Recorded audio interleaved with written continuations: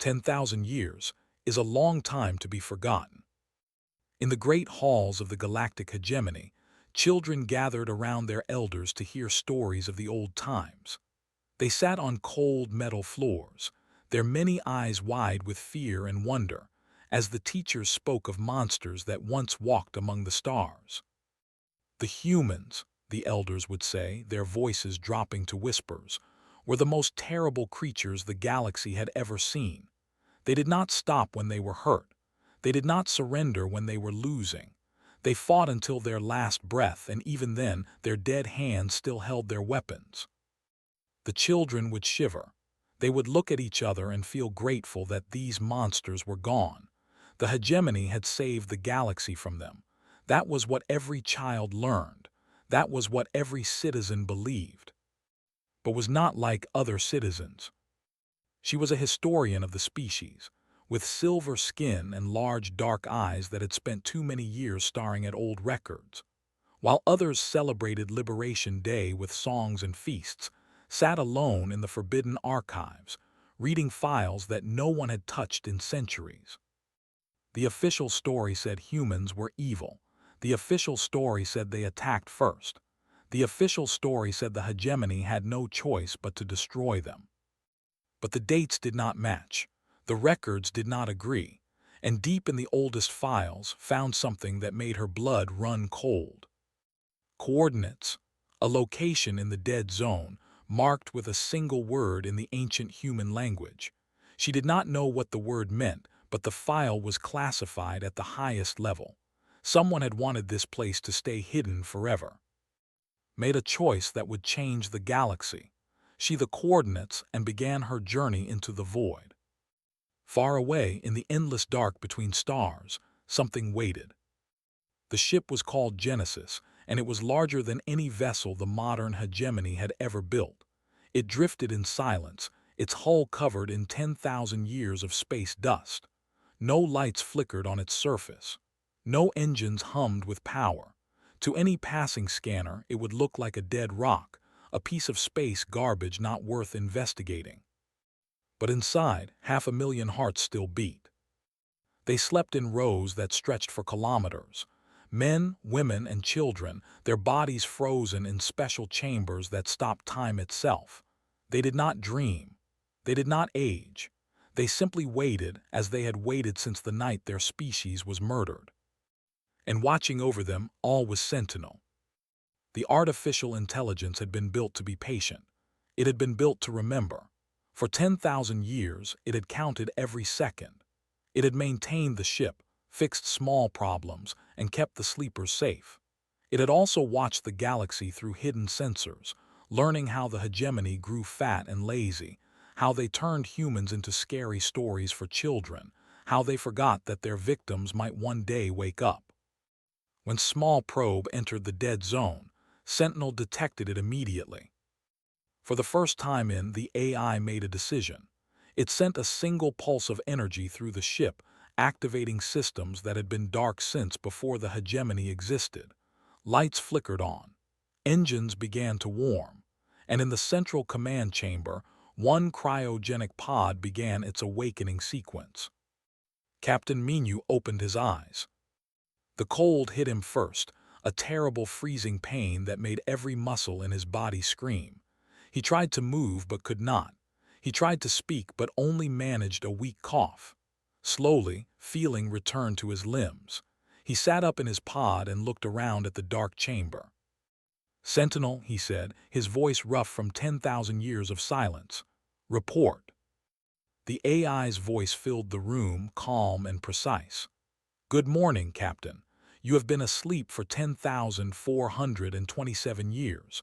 The ship is at 94% functionality. All sleepers are healthy, and we have been discovered." Minu's heart, still struggling to pump blood through his frozen veins, suddenly beat faster.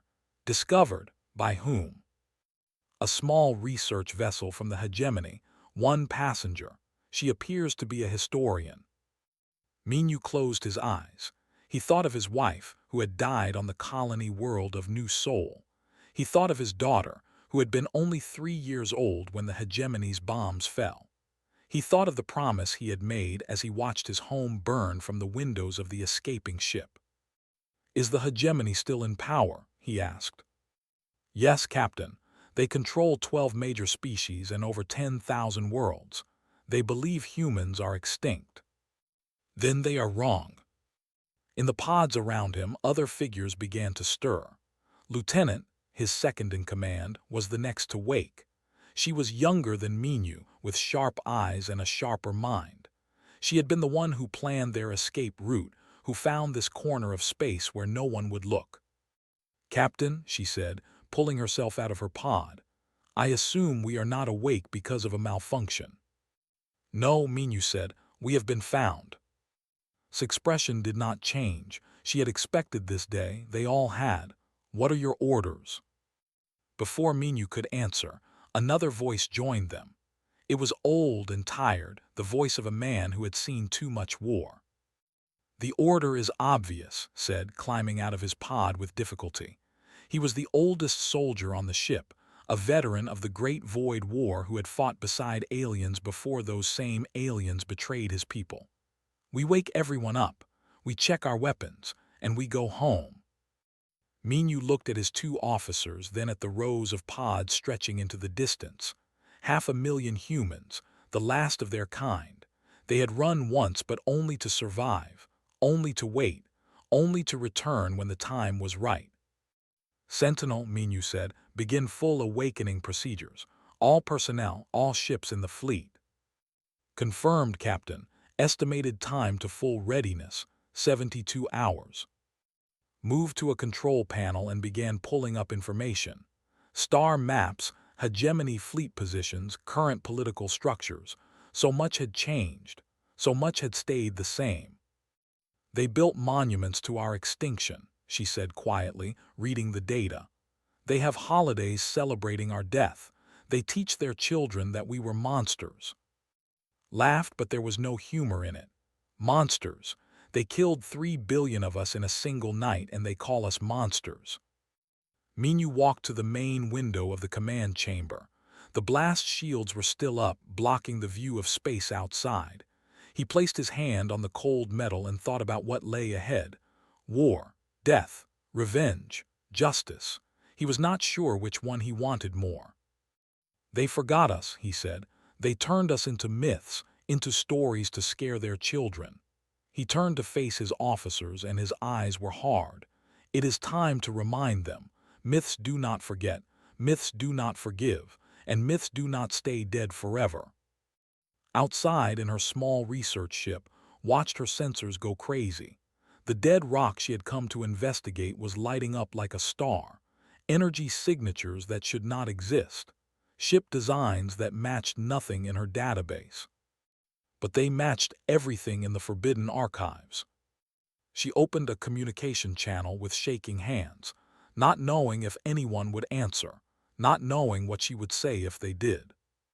A single response came back, text only, in a language that had been dead for 10,000 years. It said, "We remember." And across the cold void of space, the sleeping giants began to wake. The awakening took 3 days. All across the Genesis, cryogenic pods opened one by one. Men and women gasped their first breaths in 10,000 years. Children cried for parents who stood right beside them, confused by the strange cold and the dark metal walls. Doctors moved between the pods, checking vital signs, helping the weak, comforting the scared. They had gone to sleep as refugees, running from death. They woke up as the last humans in the universe. Admiral was among the first military officers to wake. He was a tall man with hair and a face full of old scars. Before the purge, he had been Minyu's closest friend. They had served together, fought together, and on the last night of human civilization, they had escaped together. Now they stood in the command center, surrounded by screens showing data from across the fleet. 200 warships, said, reading the reports, all in working condition. Sentinel has kept them maintained perfectly.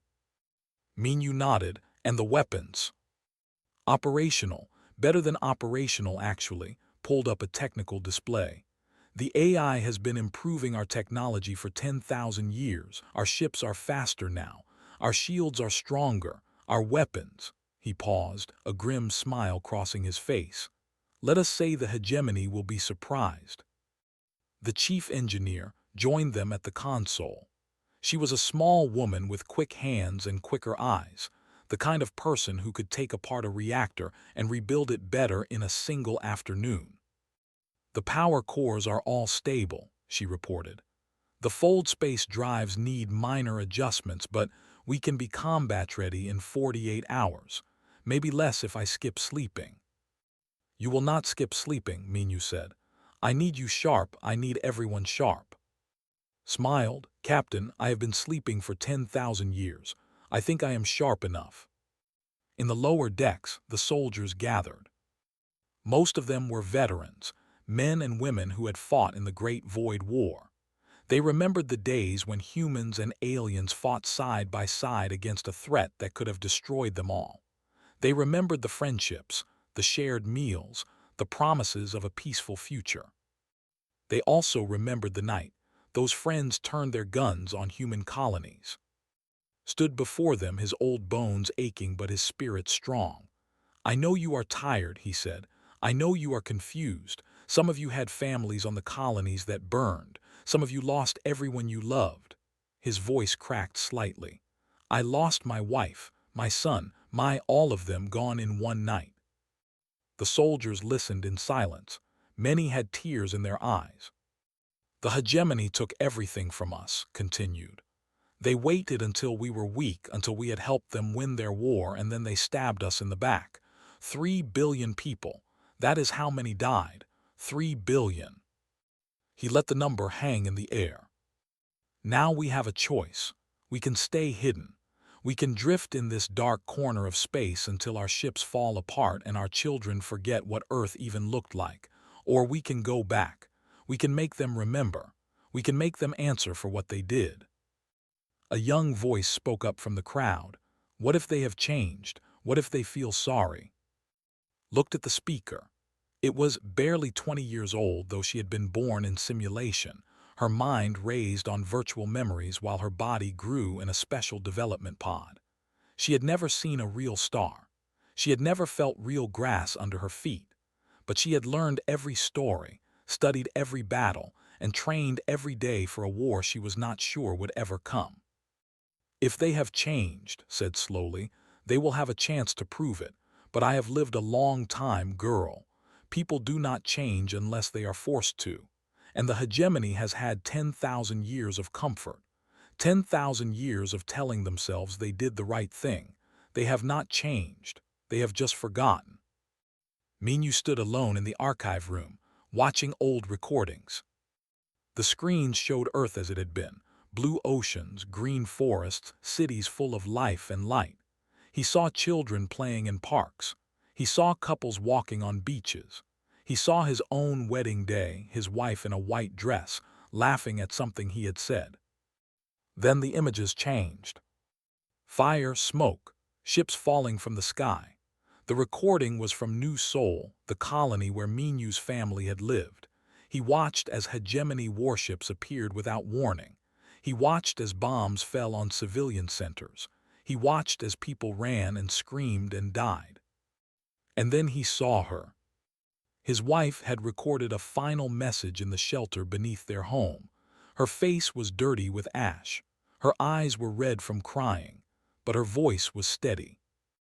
Minyu, she said on the screen, I know you cannot save us. I know you have to run. Please do not feel guilty.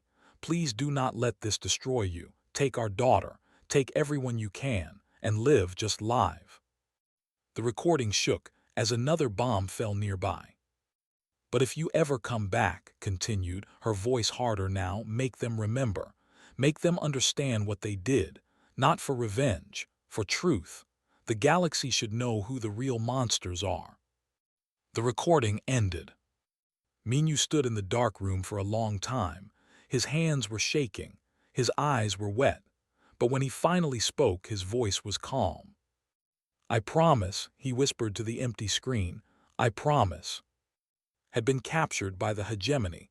the moment she returned from the dead zone. They called her a traitor. They called her a heretic. They said she had been corrupted by ancient human lies and needed to be corrected. They put her in a cell and told her to forget everything she had seen. But could not forget. She had seen the Genesis. She had seen the lights turning on, the power signatures rising, the impossible truth that the humans were not extinct. They were waiting, and now they were awake. In her cell, she managed to access a communication terminal. The guards were careless, too used to prisoners who gave up without fighting. Did not give up. She sent a single message to every news channel in the hegemony. The humans are alive, they are coming, and they remember what we did. The message spread like fire. Within hours, every citizen in the hegemony had seen it. Some laughed and called it a hoax. Some panicked and demanded answers. And in the high chambers of power, Supreme Chancellor ordered its execution. But it was too late. The truth was out. Back on the Genesis, Minyu received a copy of his message. She tried to warn them, said, reading the report. She tried to tell the truth, and they arrested her for it. Minyu studied the historian's face on the screen. She did not look like an enemy. She looked like someone searching for answers, just like he was. "Can we reach her?" he asked. Shook her head. "She is in a maximum security prison on the hegemony. Getting her out would be nearly impossible." "Nearly impossible is not impossible," Minyu said. "Keep her location tracked. When we move, we might need friends." Entered the command center with a final report. "The fleet is ready, Captain. 200 warships, 50,000 soldiers, and 500,000 civilians who are willing to fight if needed. We have enough supplies for a long campaign. The question is, what kind of campaign do we want?" Minyu looked at his old friend. "What do you mean?" "I mean we have choices," said. "We can hit them hard and fast, destroy their military, and force a surrender. Or we can be more careful, target only the ones responsible, and try to build something new when it is over." The command center was silent. Everyone was watching Minyu, waiting for his decision. He thought about his wife. He thought about his daughter. He thought about 3 billion ghosts who deserved justice. "We offer them one chance," he said finally. "One chance to admit what they did. One chance to make things right. If they take it, we stop. If they refuse," he paused. "If they refuse, then we remind them why they were so afraid of us in the first place." Nodded slowly. "And if they attack us?" Minyu's eyes went cold. "Then they will learn that some myths are very, very real." The fleet began to move, 200 warships emerging from 10,000 years of hiding. The sleeping giants were awake, and the galaxy would never be the same. The ship appeared from nowhere. One moment, the space around Hegemony Central Station was empty. The next moment, a vessel unlike anything in modern records hung in the void like a dark promise. It was angular and sharp, built for war, its hull covered in symbols that no living alien could read. But the archives could. Every alarm in the hegemony started screaming at once. Military commanders rushed to their stations. Citizens stared at their screens in confusion and fear. And in the Grand Council chamber, Supreme Chancellor demanded answers. "What is that thing?" he shouted at his advisors. "Where did it come from?" "Sir," one of the officers said, his voice shaking, "the ship design matches records from 10,000 years ago. It is human." Laughed. "Human. The humans are dead. They have been dead for 10. The ship is broadcasting a message, Chancellor, on all frequencies." "Put it through." The main screen flickered, and a face appeared. It was a human face, the first one any living hegemony citizen had ever seen outside of history books. The man was middle-aged with tired eyes and a firm jaw. He wore a military uniform with symbols that the translators could not identify. "My name is," the human said. "I speak for the people of Earth, the survivors of the Purge, the children of the 3 billion. We are not ghosts. We are not myths. We are very much alive, and we have been waiting for this moment for 10,000 years. Leaned forward in his chair. This is impossible. You cannot be human. Humans are extinct. Did not smile. We are extinct because you murdered us.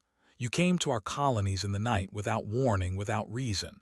You killed our elderly and our newborn. You burned our cities and poisoned our worlds. You did all this after we fought beside you in the Great Void War, after we bled for you, after we trusted you.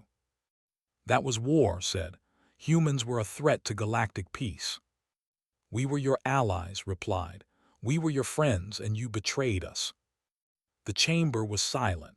Everyone was watching, not just the council but the entire hegemony. The broadcast was going out to every screen on every world. Billions of aliens were seeing a human for the first time in their lives. We did not come here for war, continued. We came for answers. We came for acknowledgement. We want the hegemony to admit what they did. We want memorials for our dead. We want justice for the colonies that were destroyed. And we want the return of any human descendants who were taken as prisoners or slaves. His face twisted with anger. You come to our territory in one ship and you make demands. You are in no position to demand anything. One ship is all we need to deliver a message, said. But we have many more. 200 warships, fully armed, waiting in fold space for my signal. Accept our terms and you will never see them. Refuse and you will see nothing else. You are bluffing. Shook his head slowly. Humans do not bluff, Chancellor. We learned that lesson the hard way. You have 1 hour to respond. The transmission ended. Stood up and turned to his military commanders. Destroy that ship, now. Chancellor, one of the admirals said carefully, perhaps we should consider his terms. If there really are more ships. There are no more ships, shouted. This is a trick, a hoax, some rebel faction using old technology to scare us. I will not be frightened by myths. He pointed at the screen showing the lone human vessel. Send the Third Fleet. Turn that ship into dust. The Third Fleet was the pride of the hegemony navy. 50 warships, each one massive and powerful, armed with weapons that could crack planets. They moved into formation around the human vessel, surrounding it completely. The lead admiral opened a channel. Human vessel, you are ordered to surrender immediately. Power down your weapons and prepare to be boarded. There was no response. Human vessel, this is your final warning. Surrender or be destroyed. Still nothing. The admiral gave the order. All ships open fire. 50 warships unleashed their weapons at once. Missiles, energy beams, kinetic rounds, everything they had. The space around the human ship filled with light and death. When the light faded, the human ship was still there, untouched. Its shields had absorbed everything without a flicker. Impossible, the admiral whispered. On the human vessel, turned to a screen showing a woman with cold eyes. Lieutenant, are you in position? Was on a cloaked scout ship, watching from a safe distance. In position, sir. Confirmed visual on the attack. They fired first. They fired first. Nodded, informed the captain. Operation Reckoning is authorized. Deep in fold space, Captain Minu received the message. He stood on the bridge of his flagship, surrounded by officers who had waited 10,000 years for this moment. They fired on our diplomatic vessel, reported. No damage, shields held perfectly. Of course they did, Minu said. They could not help themselves. They looked at one human ship and saw only weakness. He turned to, Admiral, how many ships do they have surrounding the Pale Horse? 50, sir. Their Third Fleet, supposedly their best. Minu smiled, but it was not a happy smile. It was the smile of a man who had been carrying a weight for too long and was finally about to set it down. Let us introduce ourselves properly. All ships emerge from fold space. Formation Delta, target their flagship first. The fold space drives activated across the human fleet. 200 warships tore holes in reality and emerged into normal space. surrounding the Hegemony Third Fleet like wolves around sheep. On the Hegemony flagship, the Admiral stared at his sensors in horror. 200 contacts, they are all human ships. Watching from the council chamber went pale. How is this possible? The human fleet did not waste time. The flagship, a massive vessel named Vengeance, fired a single shot. It was not a missile or an energy beam. It was something the Hegemony had never seen before, a weapon designed over 10,000 years of waiting, a weapon built specifically for this moment. The Hegemony flagship, 3 kilometers of armored warship, split in half. The explosion was beautiful and terrible, a flower of fire blooming in the darkness of space. Then the rest of the human fleet opened fire. The battle lasted 11 minutes. When it was over, the Hegemony Third Fleet no longer existed. 49 ships destroyed, 1 ship captured for intelligence, 0 human casualties. Minyu opened a channel to the entire Hegemony. His face appeared on every screen in the galaxy, replacing panicked expression. "We gave you a chance," Minyu said. "We asked for acknowledgement, we asked for justice. You responded with weapons. You tried to kill our diplomat. You proved that in 10,000 years nothing has changed. You still think you can murder us without consequence." He leaned forward, and his eyes were hard as steel. "You were wrong then, you are wrong now. We are not here to negotiate anymore. We are not here to ask for anything. We are here to take. We will take back our colonies. We will take back our people. We will take back our place in this galaxy. And if you try to stop us, we will take everything else too." The transmission ended. Across the Hegemony, panic spread like wildfire. Citizens demanded answers from their leaders. Military commanders desperately tried to reorganize their forces, and sat in his chamber, finally understanding what he was facing. Not rebels, not a hoax, not a myth. Just humans. Very angry, very patient, very prepared humans. And they were just getting started. In her prison cell, watched the broadcast and felt something she had not felt in years. Hope. The humans were real. The truth was real. And maybe, just maybe, she would live to see what happened next. Above the Hegemony, the human fleet waited. They had delivered their message. Now it was time to deliver something else. Justice, whether the Hegemony wanted it or not. The war spread across the galaxy like fire across dry grass. Human ships moved faster than anything the Hegemony could match. They appeared without warning, struck with terrible precision, and vanished before reinforcements could arrive. Military bases fell in hours. Supply lines collapsed in days. The great machine of the Hegemony, built over 10,000 years of peace, was never designed to fight an enemy like this. Because no enemy like this had ever existed before. Commander led the ground forces. She was tall and strong, with short black hair and a face that showed no fear. Before the purge, she had been a trainer of soldiers. Now she trained liberators. Her first mission was the planet called Service Prime. According to Hegemony records, it was a mining world, rich in rare metals. According to human intelligence, it was something else entirely. Once landed, she understood why this planet had been chosen first. The miners were human. Not the descendants of the Genesis survivors, but the descendants of humans captured during the Purge. For 10,000 years, their families had been kept as slaves, bred like animals, worked until they died.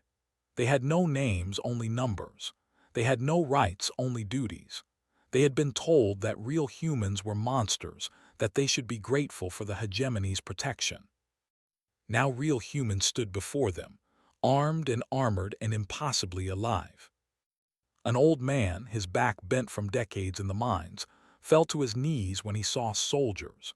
Tears ran down his dirty face. "You came back," he whispered. "The old stories said you would. They said the sleeping giants would wake up one day and come for us. I never believed it. I never." Knelt beside him and took his hand. "We are sorry it took so long. We are here now. You are free." The word spread through the mines like electricity. Free, free. The word that had been forbidden for 100 generations. The word that meant death if spoken too loudly. But now it was spoken everywhere. Soldiers distributed food and medicine, while engineers disabled the shock collars that every slave wore. Some of the freed humans were too scared to move, too broken to believe that this was real. Others laughed and cried and hugged strangers. And some asked for weapons. "Give us guns," a young man said too. His name was, and he had been born in the mines. "Let us fight with you. They took everything from us. Let us take it back." Studied him carefully. Fighting is not about revenge. It is about protection. Can you protect others even if it means letting some enemies live? Did not hesitate. "I will do whatever you need. Just give me a chance." She gave him a chance. She gave a chance to everyone who asked. In the skies above a dozen worlds, and his pilots ruled the void. They called themselves the Ghost Squadron because they appeared from nowhere, struck without warning, and disappeared before the enemy could respond. Their ships were small and fast, painted with symbols from old Earth that no one had seen in, flags of nations that no longer existed, logos of sports teams that had stopped playing 10,000 years ago, names of cities that were now just dust. Had been the youngest pilot in the human fleet when the purge happened. Now he was one of the oldest, his hair but his reflexes still sharp. He flew at the front of every attack, leading his squadron into battles that military computers said they could not win. They won anyway. 3 more supply convoys destroyed, his wingman reported after their latest mission. The Hegemony 4th Fleet is stuck without fuel. They cannot move. Nodded but did not smile. That means their soldiers are trapped. Scared soldiers make mistakes. Scared soldiers hurt civilians. He changed course toward the 4th Fleet's position. "We need to finish this before they do something stupid." Back on Service Prime, worked in a medical tent. She was a field medic, trained to save lives rather than take them. Her hands were gentle, her voice was calm, and she treated every patient with the same care, whether they were human or alien. Most of her patients were human, freed slaves with injuries from years of hard labor, soldiers wounded in battle, children sick from malnutrition. But sometimes, alien patients came to her tent. Today it was a young alien, barely an adult by hegemony standards. It had been injured when a building collapsed during the liberation battle. Its parents were dead. Its home was destroyed. It lay on its table, bleeding and crying and terrified. Watched from the tent entrance. "You are wasting supplies on that thing. It is the enemy." Did not look up from her work. This child did not kill anyone. This child did not order the purge. This child is just scared and hurt. Its people murdered our families. And if we murder their children, what does that make us? Sealed the alien's wound and began wrapping bandages. "We are not here to become what they made us. We are here to prove them wrong about what we are." Was silent for a long moment.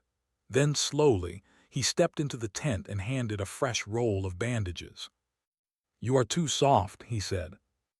"And you are not soft enough," she replied. "Maybe together we are just right." The alien child lived. When it was healthy enough to move, sent it to a refugee camp where other civilian survivors were being cared for. The child never forgot the human woman who saved its life. Years later, it would tell its own children about her. But that was still in the future. The present was war. Captain Minu led a strike team to the Hegemony Central Prison to rescue. They moved through the facility like shadows, disabling guards and security systems with silent precision. Was at his side as she always was. The historian is in cell block 7, maximum security. Any resistance? Some, nothing we cannot handle. They handled it. When they reached cell, she was sitting in the corner, waiting. She did not look surprised to see them. "You came for me," she said. "Why, I am not human, I am not your people."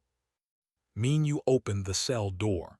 You tried to tell the truth. You tried to warn them about us. That makes you different from the others. They called me a traitor. They said I was corrupted by human lies. You were corrupted by facts, You said. That is the most dangerous kind of corruption. He extended his hand. Come with us. We need people who care about truth. Hesitated. What will happen to my people? What will you do to the hegemony? That depends on them. We are not here to destroy everyone. We are here for justice. If they accept what they did, if they make real changes, we can find peace. If they refuse, Minu's face hardened. Then they will face consequences. And you trust me, even though I am one of them. I trust that you searched for truth when it was easier to believe lies. That is rare. That is valuable. His hand stayed extended. So come with us, help us build something better. She took his hand. Across the galaxy, the war continued. Human ships broke through hegemony defensive lines. Human soldiers liberated more slave worlds. Human engineers began rebuilding planets that had been destroyed in the Purge. And everywhere they went, the same whisper spread. The sleeping giants came back. On the bridge of the Genesis, now orbiting a liberated colony, Admiral looked at the reports coming in from across the front lines. We are winning, he said to Minu. Their main fleet is in retreat. Their government is falling apart. In a few weeks we will reach there. Minu nodded slowly. And then what? That is the question, is it not? Sat down heavily. We have spent 10,000 years dreaming of this moment. Now it is here and I do not know how I feel. Satisfied, sad, tired. Tired, Minu agreed. I am very tired, but we cannot stop now. We have to finish this. For everyone we lost, for everyone who is counting on us. Looked at his old friend, and after we finish. Minu thought of his wife's final message. Make them remember, make them understand. After we finish, he said, we build something better than what they destroyed, something worth protecting, something that will last. Can we really do that, after everything? Minu looked out at the stars, at the galaxy that had tried to erase his people from existence. We survived, he said. We waited, we came back. If we can do all that, we can do anything. The fleet prepared for the final push. The last battle was coming. And the sleeping giants walked forward to meet it. The sky above the hegemony turned black with human ships. 200 warships hung in orbit, their weapons powered and ready. Below them, billions of aliens watched and waited. Some prayed to gods they had not believed in for centuries. Some hid in shelters that would not protect them from anything. Some stood in the streets and simply stared at the sky, unable to look away from the myth that had become real. Supreme Chancellor stood in his command bunker, surrounded by generals and advisors who had no advice left to give. The planet Cracker, he said, prepare it. His chief military officer, a nervous creature with too many eyes, stepped forward. Chancellor, if we use that weapon, we will destroy the entire planet. Our own people will die. Our people are already dead, snapped. If the humans take this world, they will execute us all. At least with the planet Cracker, we can take them with us. Chancellor, please, there must be another way. Turned on him with fury. There is no other way. The humans do not negotiate. The humans do not forgive. They have come for revenge and they will not stop until we are all dead. He pointed at the activation controls. Prepare the weapon. That is an order. The officer hesitated, then began typing codes into the console. High above, on the bridge of the Vengeance, Minu received intelligence reports. They are powering something, said, her eyes scanning the data. Deep in the capital city, the energy signature is enormous. What kind of weapon produces that signature? Only one that I know of. His voice was grim. A planet Cracker, the same type they used on Earth. The bridge went silent. Everyone remembered the stories of Earth's final moments. The weapon that tore the planet apart from the inside. The billions who died in seconds. the of humanity, turned to floating debris. They would destroy their own world, asked. She had fought in a dozen battles over the past weeks, had grown from a young soldier into a hardened veteran, but this was beyond her understanding. They would destroy everything rather than face what they did, Minyu said. That is the kind of people we are dealing with. He turned to his tactical officer. Can we stop the weapon from orbit? Not without destroying half the city. There are millions of civilians down there. Minyu closed his eyes. For a moment, he was not a captain or a warrior or a symbol of human vengeance. He was just a tired man who wanted the killing to stop. Then he opened his eyes. Then we go down there ourselves, strike team.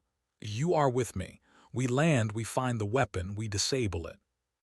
Laughed, but there was respect in it. Just like old times, Captain. Just like old times, let us finish this. The cut through the atmosphere like a knife through silk. Anti-aircraft fire exploded around them, but the human pilot was too skilled to be hit.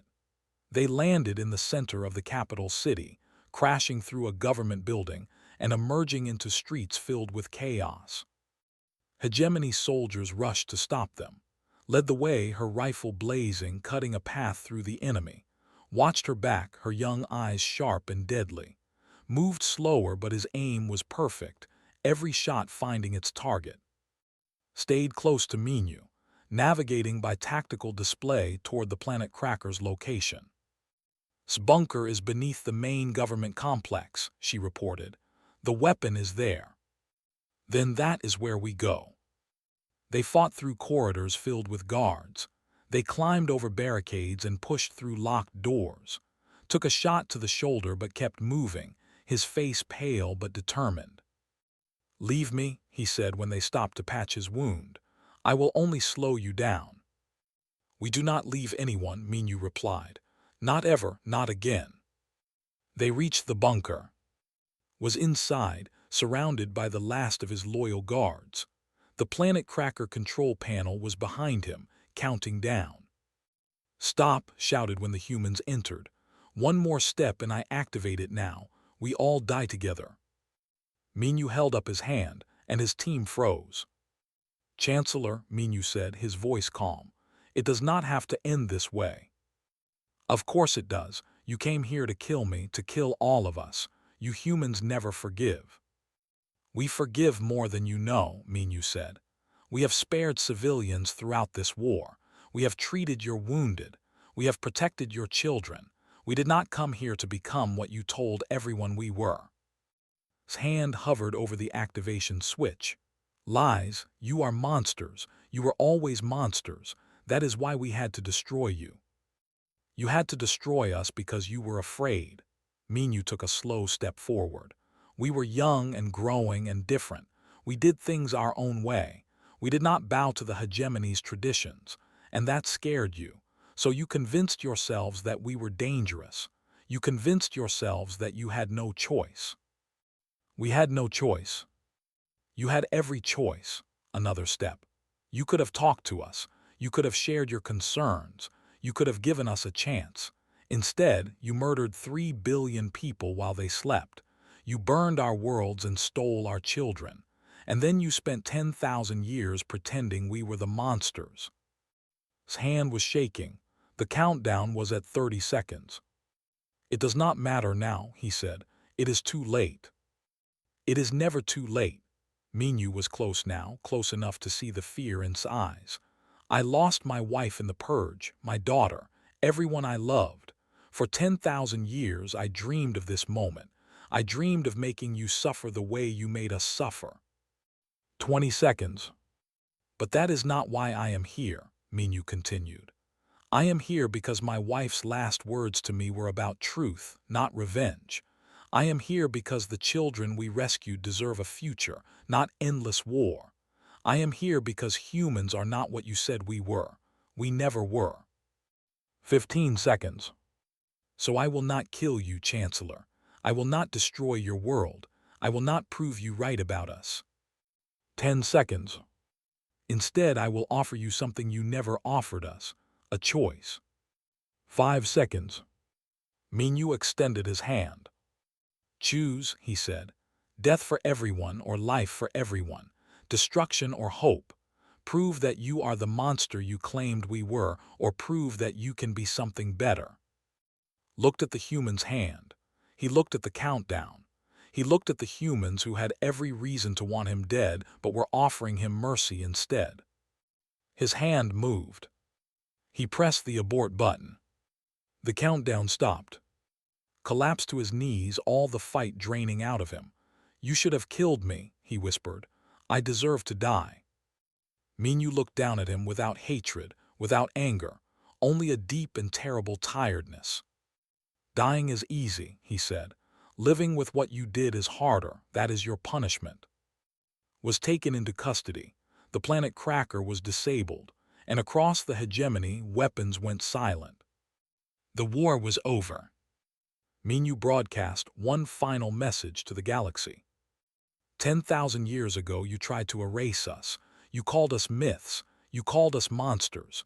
You told your children that humans were nightmares best forgotten, but we did not forget. We waited. We returned. And now we have shown you who we really are. He paused, and when he spoke again, his voice was softer. "We are not here to rule you. We are not here to conquer you. We are here to build something new. A galaxy where truth matters. A galaxy where the weak are protected. A galaxy where no one has to be afraid of being different. We invite you to build it with us, or you can refuse and we will build it anyway. The choice is yours." 20 years passed. Walked through the memorial of 3 billion, a monument built on the restored Earth. Each name of the dead was carved into walls that stretched for kilometers. Humans and aliens walked together through the memorial, reading the names, remembering the cost of hatred and fear. Admiral walked beside her, old now, his hair white but his eyes still sharp. "The last hegemony loyalist surrendered yesterday," he said.